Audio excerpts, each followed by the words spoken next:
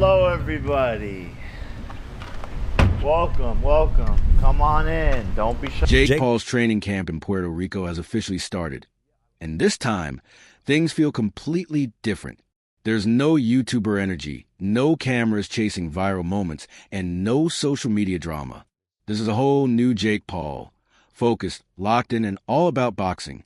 Every punch, every drill, and every breath has one purpose: to prepare for Gervonta "Tank" Davis, a man known for his knockout power and ruthless precision. He's executing well. 1,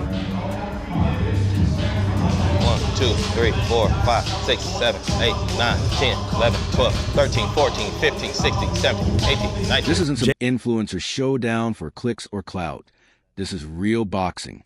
Jake Paul is treating this like the biggest fight of his life because it is. Around him stands a team of serious professionals. Head coach Shane Mosley Jr., conditioning coach BJ Flores, and strength coach Julian Love. Together, they build a system that leaves no room for distractions. Every punch is analyzed. Show it.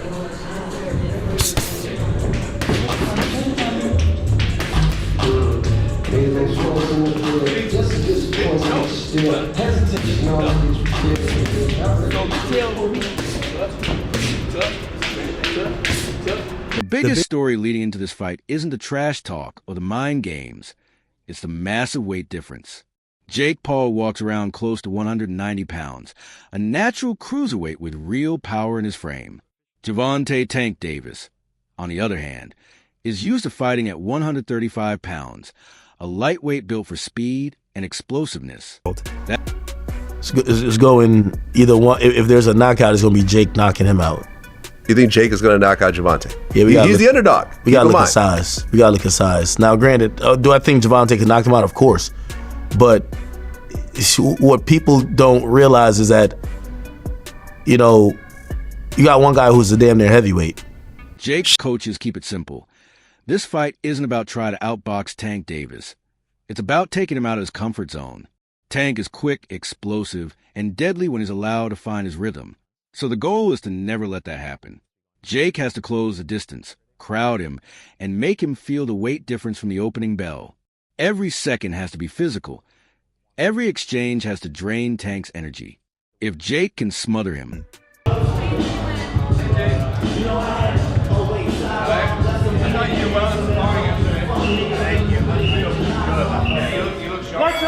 Jake's looking sharp. It's funny, like 5 years ago, this kid's like, I want to be world champion. I was like, man, he got a long ways to go, but he's here now. Meanwhile, on the other side of the country, Gervonta "Tank" Davis is fully locked in at the legendary Mayweather Boxing Club in Las Vegas.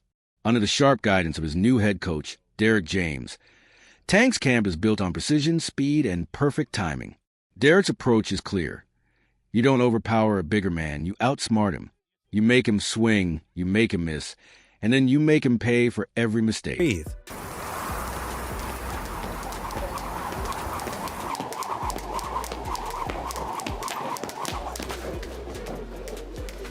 Tank's team knows that Jake's size and power will push him to his limits, so every training round is built around precision and smart defense.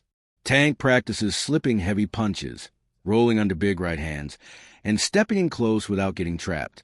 It's all about timing, getting in, landing clean, and getting out before Jake can use his weight. There's no wasted movement, no wild swings. Huge. And was right for me, and I've been doing this for a little minute now, since I was 7 years old. This is the first camp I can, enjoy myself. Back in Puerto Rico, Jake Paul is doubling down on his biggest weapon, his size and power.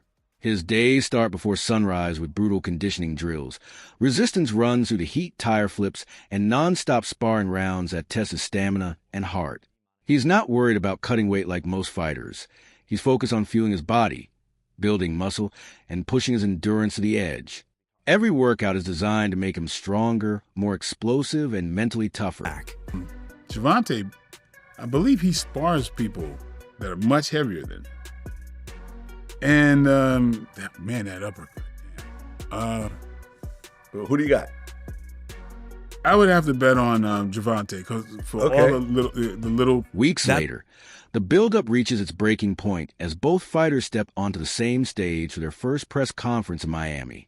The air is thick with tension, and the energy in the room feels ready to explode. When Jake Paul and Tank Davis finally lock eyes, the crowd goes silent. Two worlds colliding in one moment. Tank makes the first move, a hard shove meant to test Jake's composure. But Wake up. Do it to him. Put it on his ass.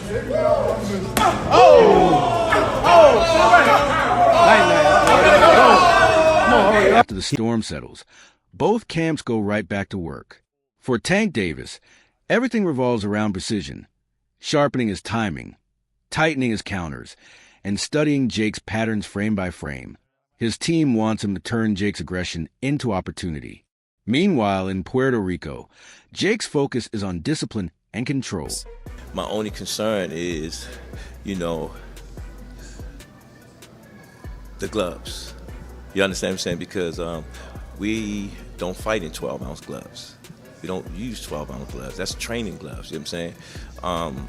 I'm like, that's 2 pounds away from Jake. He fights in 10s.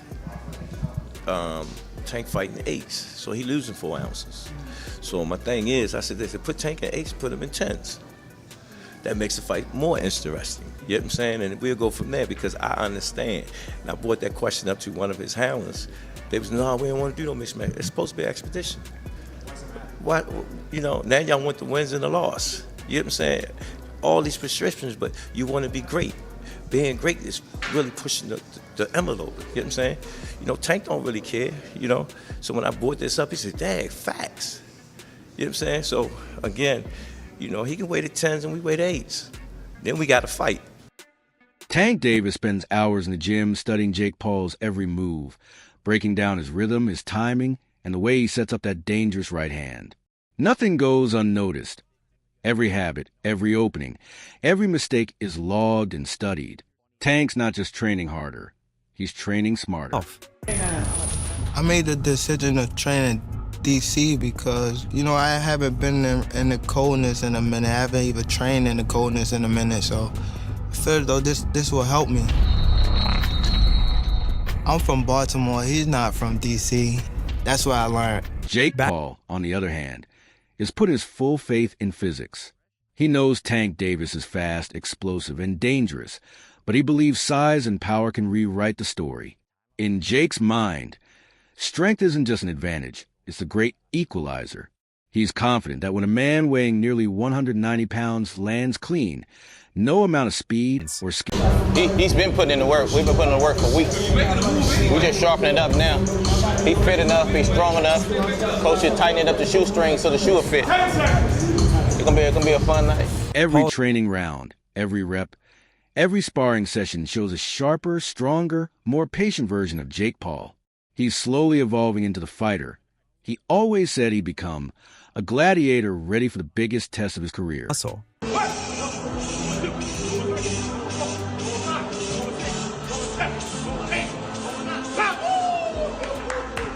Analysts are split right down the middle.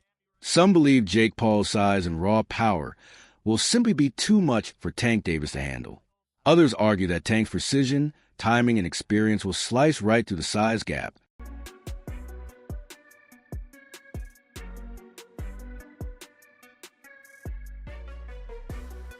It's the ultimate clash of contrasts, strength versus skill, power versus precision. And that's what makes this fight so fascinating. On one side, you have a YouTuber who turned himself into a real contender. Fucking hands, fucking New York, fucking press conference, fucking fly to Miami right after, fucking film 9 commercials, fucking meet with Ivanka Trump. A 135-pound knockout artist stepping into the ring with a 190-pound powerhouse. It's a matchup that defies logic. The size difference is massive.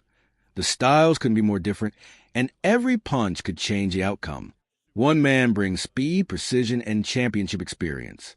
The other brings raw power, size, and unshakable confidence. Shout out to Jake Paul for coming with me and making this event happen, and his team, and what is MP? MVP. Promotions, Netflix. Turns out he can't read just like Floyd.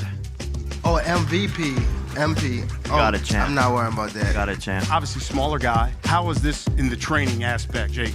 Yeah, just a lot of punching down, practicing, hitting below my knees. We're sparring. Warm up. Some know 8-year-olds. one thing. I got If I the find- 8-year-olds in there. Anybody that ever rocked a mohawk is a fucking clown.